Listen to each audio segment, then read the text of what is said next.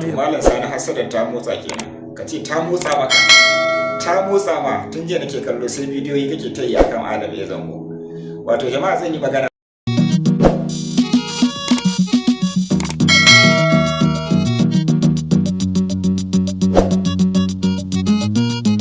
ba wai akan Kashim Shatima ba ko kuma akan Adam Zango ba, zan yi magana akan wannan makwaɗancin malamin, makwaɗaici. Wato za ka yi dai irin abin da kai a baya kenan, lokacin da ka fito ka dinga zagin Barau Maliya na Kano, ka dinga zagin Barau Zubudin ne ko Barau Maliya ne a na Kano din nan, wannan sanata ka dinga zagin sa. Amma da dai da muka ga ya je ya ware maka, sai gashi ka zo kana cewa kai baka taɓa maganin mutum irinsa ba, kai baka san irinsa ba. Kana tunanin ba magana takunka bane?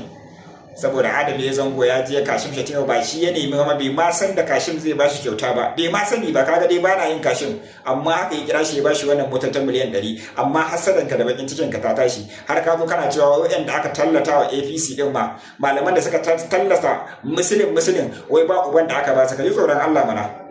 Ka je ka same su sun ce maka ba abin da aka ba su? Ka je ka same su? Muna fa kallo, ka je ka dinga bibiyan wazuzzukan su ka ji. Har rigima suke yi akan filaye da kuɗaɗe da gidaje da aka ba su Abuja, har rigima suke yi.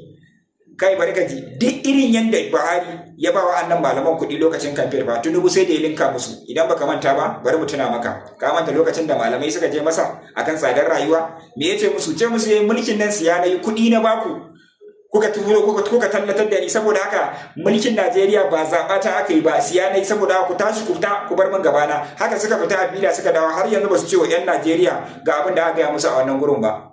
'Yan arewa ga abin da aka gaya musu a wannan gurin ba. Kai irin in ba ka sani ba, ka je ka tambaye su. Ina ganin Tinubu irin malaman da ya ba wa'annan malaman, irin kuɗin da ya ba wa'annan malaman, wallahi ko Buhari ko rabin shi bai ba su ba. Ka zo kana cewa wai in ya baka kyautar miliyan 10 ko kallon shi ba za ka yi ba, jefar da shi. To ina kai ina Kashim ya fi karfin ka.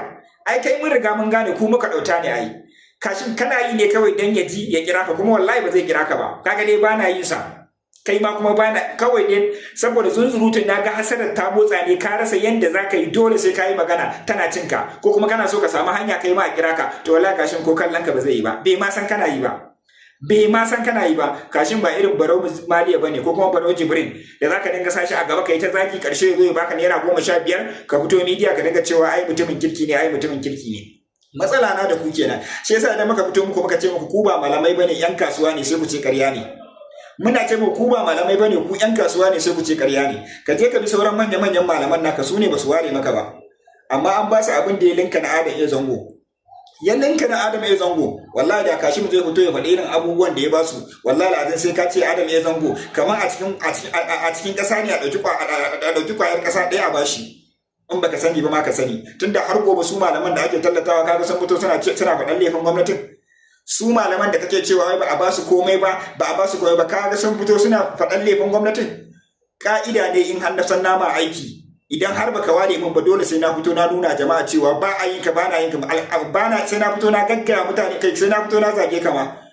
Amma tun da aka fara siyasa nan, duk abin da ake yi a arewa, wa'annan malaman da kake cewa ba abin da aka ba su, kullum fitowa suke suna cewa gwamnatin nan ta yi daidai, har addu'a suke, gobe mata suke za su yi musulun.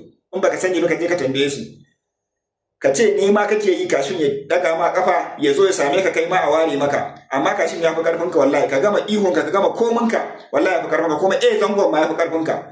Zangon ma ya fi karfin ka. Wallahi kaga dai bana yin Kashim, amma saboda albarkacin ka kawo Zango, kuma Zango babban yaya ne, ogan mu ne. Wallahi muna alfahari da shi a cikin masana'antar nan. Muna son sa sosai fiye da kake tunani. To ba za a taba shi ba kuma mu ja baki mi shiru, saboda Zango dan baiwa ne, waliyi ne wallahi. In dai a cikin wa'annan ne, mutumin da babu ruwansa, ba za ka taɓa jin ya shiga hayaniyar mutane ba. Ka gama zagin sa kai komai, kullum in ya zo sai dai kalle ka yi dariya, kaɗa kai yayi gaba. To saboda haka ba za mu bari kai banza a banza, wawa dolo ka zo ka tashi a gaba ka ce za ka ci mai mutunci ba. Wallahi Zango ya fi ka daraja a gurin mu, ya fi ka daraja da mutunci a gurin mu. Wallahi ka je can, in Kashim din zaka je ka samu ya baka, amma da Kashim da Zango sun fi karfin ka wallahi.